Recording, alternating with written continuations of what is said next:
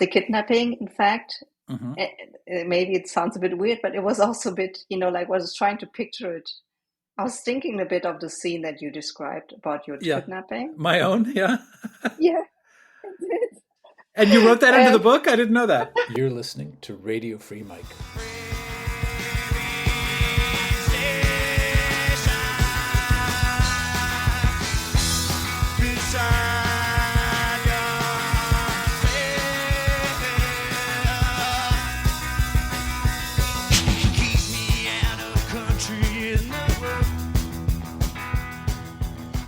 Welcome to Radio Free Mike, the podcast about freedom and its discontents. My name is Michael Scott Moore, and today we're talking to Khuê Phạm, author of the novel Brothers and Ghosts, about a Vietnamese family scattered across 3 continents from Saigon to Southern California to Berlin.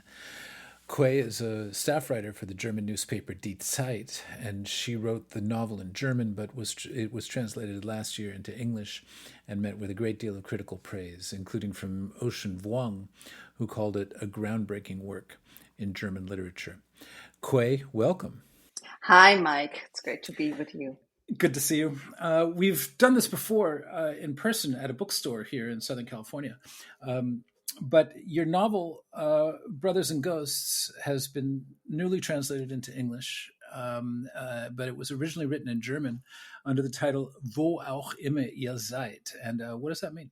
It means literally wherever you may be. Mm-hmm. And this is a family story which kind of reflects on the question of how close or distant we may be with our own relatives. Mm-hmm. And in my case, it talks about the, like a Vietnamese diasporic family. So right. People don't really know where, like the other person who might share their blood, they don't really know where they are. This is the title. But the English translation didn't quite work for me as the title of a novel. So we changed it to Brothers and Ghosts. Yeah, which is a great title. But it's about a Vietnamese family that's basically been scattered by the Vietnam War. At the heart of it are 2 brothers who moved to very different places because of the war. So tell us what happened. The Vietnam War, I think from an American perspective, it's often seen as the big, like the big mighty United States against a small, humble Viet Cong, and overlooking that it was also a civil war between the communist North and the anti-communist South, right. A war that has basically torn families apart, not only in terms of geography, but also in terms of politics. And this is really what's at the heart of my novel too. The oldest brother of the family I'm describing is from Saigon, and he grows up to be, like in the midst of the Vietnam War, really fearing the communists approaching. And he then goes to Germany and becomes involved with the German 68 movement, which was very much, very left-wing and in favor of Ho Chi Minh. And he switches sides. The hippies. So he fell in with hippies in West Germany. So to speak, exactly. He fell in with hippies in West Germany and became radicalized by them. And his family stayed back in Vietnam, and they, they actually experienced the takeover of the communist government almost exactly 50 years today. And they still hated the communists and risked their lives to flee and end up in California, where a large, a large community of former Vietnamese people, of former, Vietnamese refugees live. Right. And so you have this kind of big division of the war reflected in that one family, and the struggles of how, how can you talk to somebody who's close to you, but who obviously has a very different political opinion from yours? How do you bridge the gap and the huge differences in what you've experienced and how you live? How do you reconcile when you only have a chance to see each other every, whatever, few years or so. Yeah, exactly. And the two brothers have been sort of separated, if not alienated, for quite a while when a message arrives. And it's all told from the point of view of Kim, or Kiều, or actually Khue. Kiều. Kiều. No, that's not my name. And she receives a message from someone she doesn't even recognize. And it's an urgent message, and it brings the family together again. So she's obviously the daughter of one brother and the niece of another. So what happens?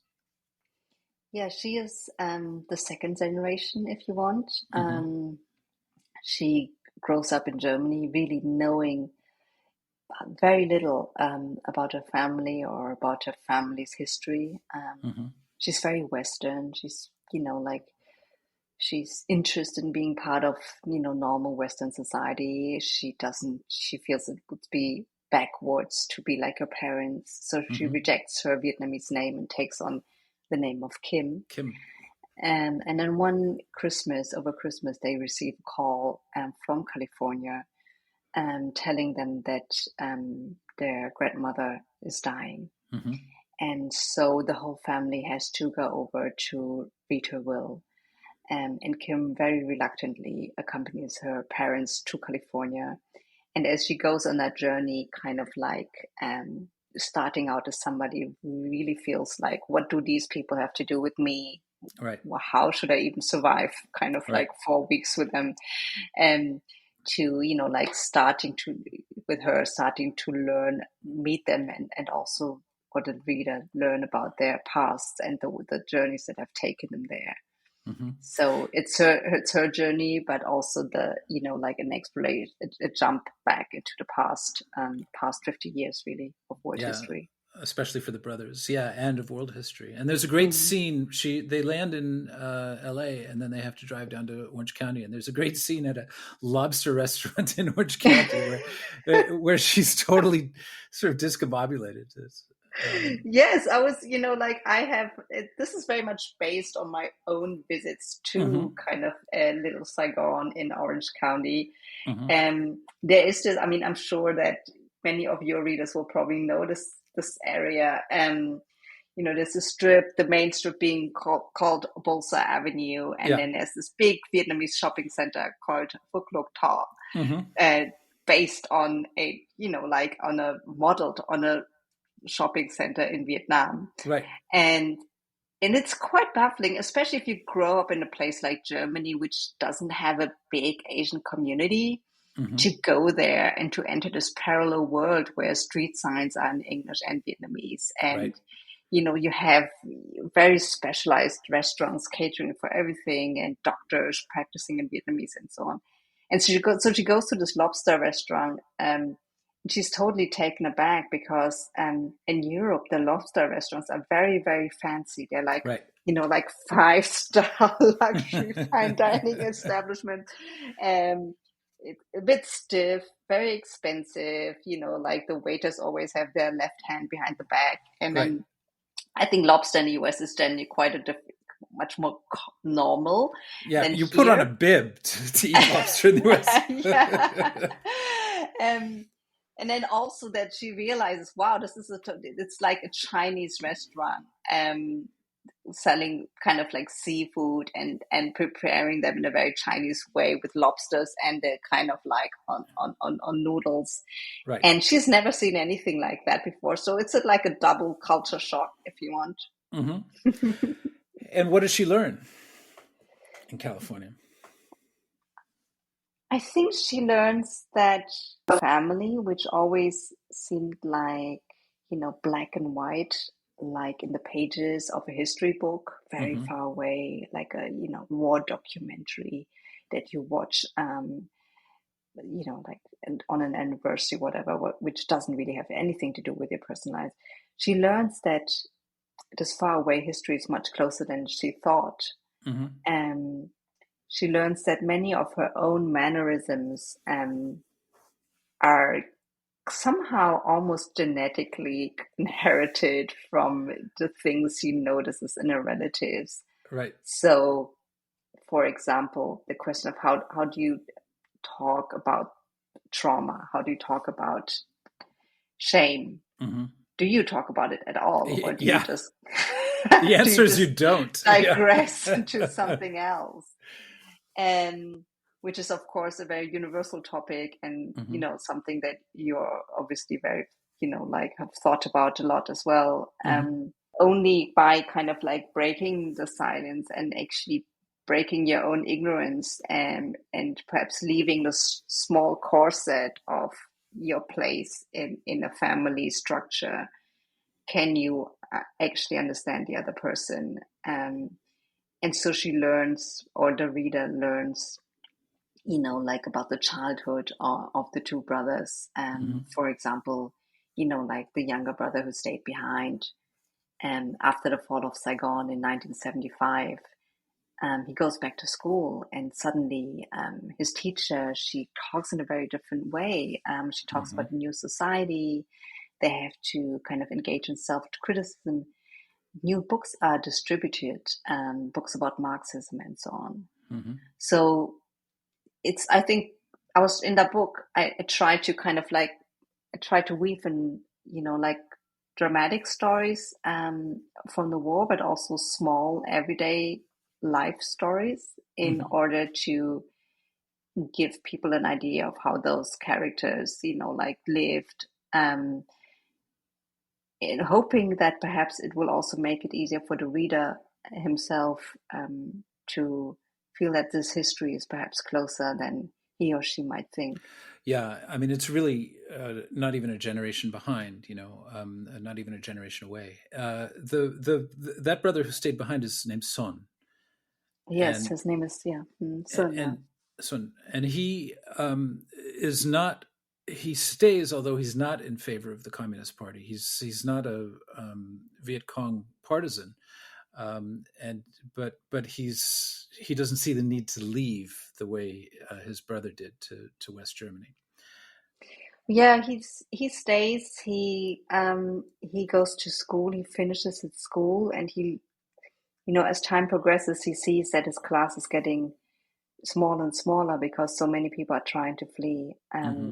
At that time, during like the years after reunification, the years after the revolution, were extremely tough. For people, like from South Vietnam, they were the people from the losing side. Mm-hmm. Um, Many of them, and in this case, the father of the family, and people who used to work for the military, they had to go to re-education camps. So the Mm-hmm. father disappears; he doesn't come Mm-hmm. back. Um, there's great poverty in the family that used to be quite well off. They will have to live with food stamps. When they Mm-hmm. go to the shop to get rice, it's like it's not even real rice, but the portions are getting very small, and they're mixed with grain. So it's a very tough life, and eventually his mother urges him to leave. His mother orders him to leave. She she's the one who first kind of puts the thought in his head, Mm-hmm. but then he's the one to decide for it, because at that time, Vietnam is again engaged in a war in Cambodia. In Cambodia, yeah. And Mm-hmm. yeah, and since he's a like a high school graduate, there's a chance that he could get drafted. Mm-hmm. So he decides to flee, and he flees. He flees through Cambodia. Actually, Mm-hmm. we know a lot of stories about the boat people who risked their lives, who went on tiny boats, who got attacked by pirates, Mm-hmm. who drowned. We know a lot of these stories also in some of the really great works of the diaspora in the US. Mm-hmm. But the story about somebody fleeing kind of through Cambodia, which at that time was still kind of like grappling with the heritage of the Khmer Rouge, Mm-hmm. that's quite rare. Yeah. And it's based on a story that my uncle told me. He had actually gone through that route, which was extremely dangerous. But also because he felt that the route on the open sea was just equally as dangerous. He was trying to Um, avoid that. Yeah. Yeah, he was trying to avoid that, and he got kidnapped. Mm-hmm. Yeah, he got And kidnapped. right, in the book, the escape attempt doesn't work. Yes, so he flees with his best friend or maybe like girlfriend Mm-hmm. in a kind of like lorry Mm-hmm. with a smuggler, and I'm sorry to interrupt, but this has been a free preview of this episode. And the whole thing is open to paid subscribers to Radio Free Mike. So if you'd like to hear the rest, please hit the link in your show notes or in the body of the email we've sent you and upgrade your subscription over at Substack.